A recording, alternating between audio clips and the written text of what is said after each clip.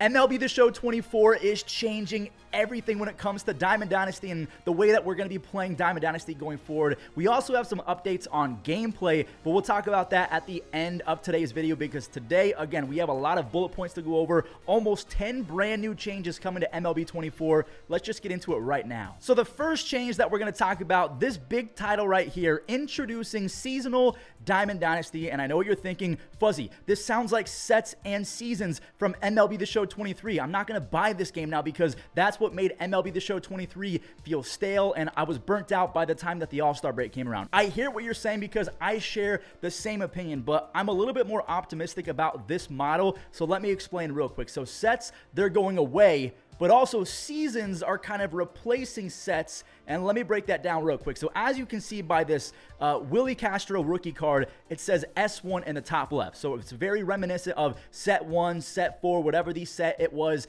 from MLB The Show 23. So that's not really going anywhere. But the way that MLB 23 sets are different than MLB 24 seasons, I'm going to explain that right now. So in MLB 24, seasons are going to be 12 weeks long or 3 months. So you're going to have a lot more time to use some of your favorite cards. And the thing about every different season is that you'll basically be starting from scratch. If you guys have never played Call of Duty, it's basically taking the prestige system from Call of Duty and implementing it into MLB The Show. So at the beginning of a new season, so when you go from season 1 to season 2, you can no longer use season 1 cards without a wild card. Now, again, a lot of people are going to push back and say, I don't want any of my cards to be limited. I'm playing the game. I'm taking out my own time. I should be able to use whatever card I want no matter what. But they're trying to find a balance. That's the best way I can describe it. One more massive change from MLB The Show 23 sets to MLB The Show 24 seasons. It's a lot like the prestige system, how I brought up with Call of Duty. You're essentially starting from scratch. So every new season,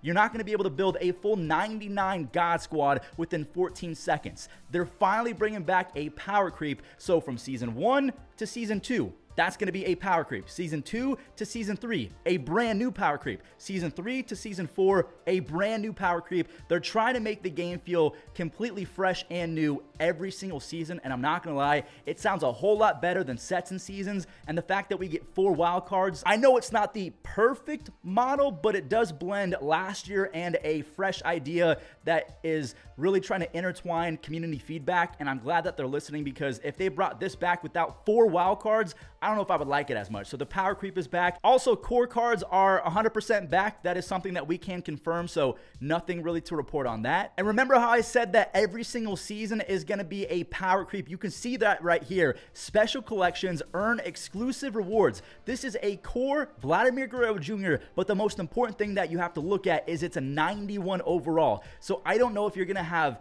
power creep core collection players, like let's say you have a 91 Vladdy to a 95 Vladimir Guerrero Sr. to a 99 Vladdy Jr. MLB The Show cover card. I have no idea. They're really trying to drive home the fact that the more you play MLB The Show and the better you get at it, the more rewards you will unlock. And that's also involving wildcard slots as well. So you know how I said that there's going to be 4 wildcard spots? Well, you cannot get all 4 unless you play the game because you unlock more wildcard slots in the game's XP reward program. So you're not just logging onto the game, wow, it's season 2, I can use 4 wildcard slots. No, you have to actually play season 2, team build, get some W's, play against friends, whatever you want to do, but you do have to get on the game and earn those wildcard slots, which I guess is fine. So that's the change with wildcards. You get 4 of them, but you have to earn all 4. Now, at the beginning of every season, they will be giving us free packs, and the initial free pack is going to be the Cornerstone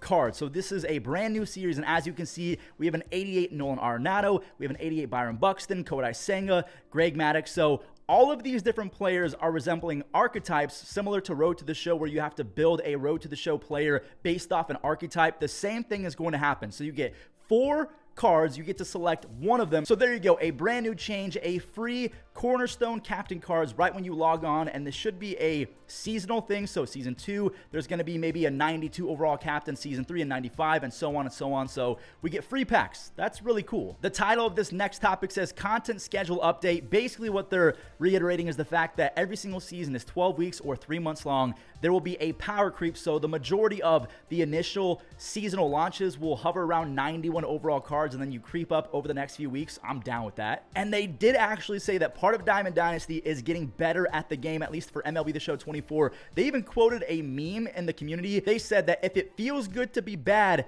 then get good. They even misspelt it how we always do. Like if someone complains to me on Twitter or Cougs or anything like that, we always just say get gooder or get better, something like that. So they're actively trying to get you on the game, and they're giving you free rewards for just simply playing it and trying to get better. Now here's a massive change. So under where it says sellable rewards and free packs weekly, do you see where it says ranked programs will feature sellable rewards? I can't remember if you could sell the ranked rewards in MLB The Show 23. I don't think you could sell the BR rewards, but speaking of BR, they are now making it a 10-0 flawless. So you can get the best reward possible at 10-0 as opposed to 12-0. Now, if you guys are brand new to MLB The Show, you would not remember that back in the MLB The Show 17 or 16 days, I can't remember exactly what year it was. I think you had to go 20-0 or something like that. It was something obnoxious. You had to win 20 plus games or something crazy like that to get a 99 Carlos Beltran. So for me, someone who's not very good at the game,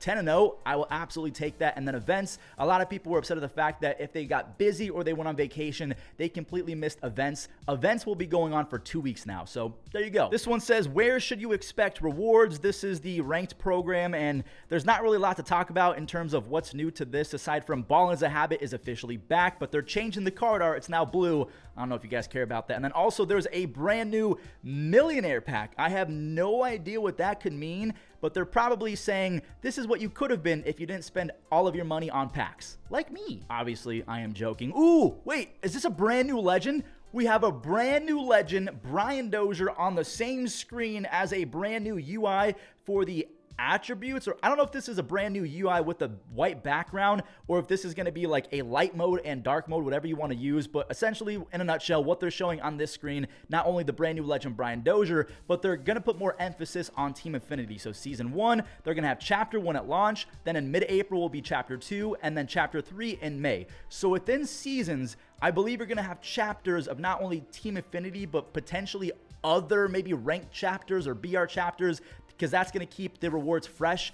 I'm cool with that as well. So the Takashi series will be back in Diamond Dynasty, and I think that's it. Actually, at the bottom, they pulled a Steve Jobs, and they said, and there's one more thing, or whatever Steve Jobs used to say, where he kind of teased something at the end. So there's a brand new series of cards. This looks like a Hall of Fame series, and I know exactly who that is right now. That is Willie Mays. So you can see that exact picture, and then the plaque behind it is Willie Mays' plaque from Cooperstown. So that's pretty much all we have to say about Diamond Dynasty changes. There will be a more streamlined process for Team Affinity. We're going to get more Team Affinities refreshed throughout chapters of seasons. There's going to be newer packs like millionaire packs. There's free packs.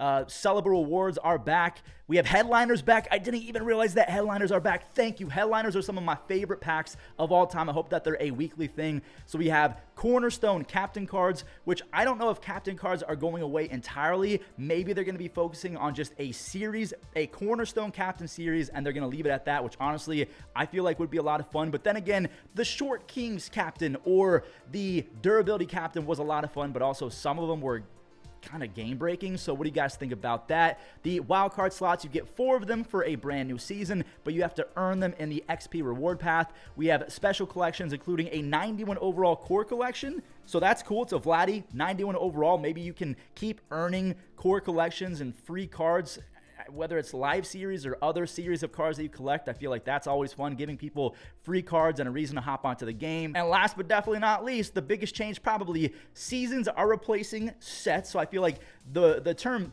sets really just angers everyone. So they said, we're going to get rid of that, but still keep the concept, but just improve on it. So again, season 1 to season 2, you can't use season 1 cards in season 2 unless you have a wild card. And yeah, you get to use them for 3 months. Now, the one thing I hope that they do change is the parallel process. I know that you can use a card for 3 months, but considering you can't use them forever unless you use a wild card, speed up the parallel process. It's so much easier to parallel a pitcher, and I understand why, because you can't use them every single game, but come on, we got to speed up the process in terms of going from parallel 1 to parallel 5 for hitters, because it takes way too long. And then in terms of the gameplay, I'll go through it pretty quick. So we have 400 new animations and logic improvements. A lot of this has to do with slowness of movements at first base as well as outfielders getting a ball at the track. We've all been there before where you're facing a base running cheeser. Like I can be that guy sometimes, where they can take advantage of your first baseman being slow. So they go home even though no one in real life would really challenge that throw. And then also outfielders, they sometimes would take 2 seconds to throw the ball in.